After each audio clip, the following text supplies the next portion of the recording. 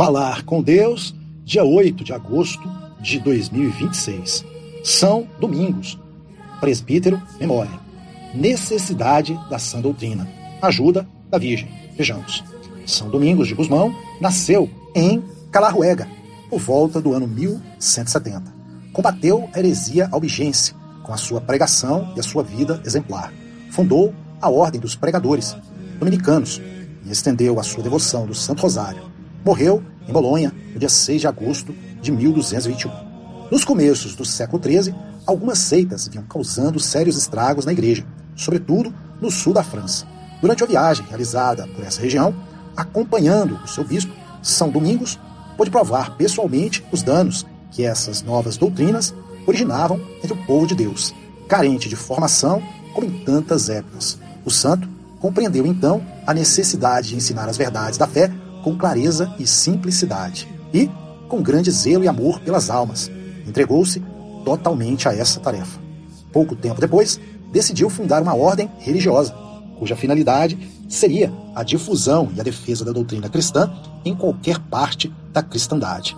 Assim, surgiu a Ordem dos Pregadores, que teria como um dos seus pilares fundamentais o estudo da verdade. J.M. Mácias, São Domingos de Gusmão, Madrid, 1979, página 230 e seguintes. Desde então, em qualquer atividade apostólica a serviço da Igreja, podem encontrar-se dominicanos ocupados em levar a verdade às inteligências dos seus irmãos, os homens, atuando com um carisma peculiar que é o mesmo do seu fundador, iluminar as consciências com a luz da Palavra de Deus. J.M. Mácias, São Domingos de Gusmão, 1979, página 260. A tarefa de ensinar a todos o conteúdo da fé não foi somente uma necessidade do passado. Nas atuais circunstâncias, é uma missão de toda a Igreja, que se torna talvez mais urgente do que em épocas pretéritas. O Papa São João Paulo II tem chamado a atenção para essa situação de ignorância generalizada das verdades mais elementares e para a proliferação de muitos erros doutrinais, cujas consequências não têm tardado em fazer-se notar nas almas. A falta de amor e de piedade para com a Sagrada Eucaristia. O esquecimento da confissão, sacramento imprescindível para se obter o perdão de Deus e formar a consciência. O desconhecimento do fim transcendente para o qual fomos chamados. O confinamento da fé no ambiente da vida privada, sem que tenha manifestações públicas. O menosprezo pelo casamento. A introdução da legislação permissiva do aborto, que representa um trunfo do princípio do bem-estar material e do egoísmo sobre o valor sagrado da vida humana. A diminuição da natalidade e a senilidade demográfica, que constitui um verdadeiro suicídio demográfico de muitos países e são um grave sintoma do empobrecimento espiritual da humanidade. São João Paulo II, Colossões, 1985. Não é difícil perceber como muitas pessoas perderam o sentido da amizade com Deus, do pecado, da vida eterna, do significado cristão da dor. Ao mesmo tempo, pode-se verificar até que ponto o mundo se torna menos humano à medida que deixa de ser cristão. E essa onda de materialismo, de perda de sentido do sobrenatural, afeta também, e às vezes, em grandes proporções, não só as pessoas que vemos todos os dias, como também essas outras que o Senhor pôs sobre a nossa responsabilidade direta. Pensemos hoje, junto do Senhor, se sentimos no nosso coração essa chamada do Papa para a recristianização do mundo que nos cerca, na medida das nossas forças e com o nosso modo cristão de estar na sociedade. Vejamos hoje, na presença do Senhor, se nos esforçarmos por conhecer a fundo a doutrina de Jesus Cristo. Se ajustamos a ela a nossa conduta pessoal, familiar, profissional, social, política, etc. Se nos empenhamos em difundi-la, se procuramos conservar esses sinais externos de religiosidade e sentido cristão, que são a bênção dos alimentos e da casa. As imagens do Senhor e da Virgem no nosso lar, no lugar de trabalho, o escapulário da Virgem do Carmo, entre tantas outras manifestações. O rosário, arma poderosíssima. Vejamos.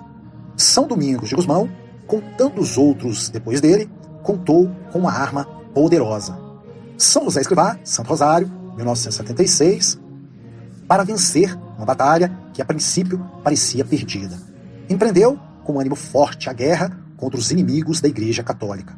não com a força nem com as armas, mas com a fé mais acendrada na devoção do rosário, que foi o primeiro a propagar e que levou pessoalmente e por meio dos seus filhos aos 4 cantos do mundo. Leão XIII, encíclica Supreme Apostolatus 1883. Com razão, pois, ordenou São Domingos aos seus filhos que, ao pregarem a palavra de Deus ao povo, se entretivessem com frequência e com carinho em inculcar nas almas dos ouvintes essa maneira de orar, de cuja utilidade tinha muita experiência. Sabia bem que Maria, por um lado, tem tanta autoridade diante do seu Filho Divino que as graças conferidas aos homens são sempre promovidas por ela como administradora e dispensadora. Por outro, ela é naturalmente tão benigna e clemente que, tendo se acostumado a socorrer espontaneamente os necessitados, não pode, de maneira nenhuma, recusar ajuda aos que lhe pedem. Assim, pois, a Igreja, principalmente através do Rosário, sempre encontrou nela a Mãe da Graça e a Mãe da Misericórdia, como costuma saudá-la. Por isso, os romanos pontífices nunca deixaram passar, até hoje, ocasião alguma de enaltecer com os maiores louvores o Rosário Mariano e de enriquecê-lo com indulgências apostólicas. Bento XVI, encíclica Fausto Praedente, 1921. Por instinto filial e por essa recomendação expressa dos papas, os cristãos têm recorrido à recitação do terço tanto nas circunstâncias normais da sua vida, como nas situações mais difíceis, calamidades públicas, guerras, heresias, problemas familiares, entre tantos outros, e como meio excelente de ação de graças. Os conselhos dos últimos papas têm sido constantes, principalmente no que se refere ao terço em família.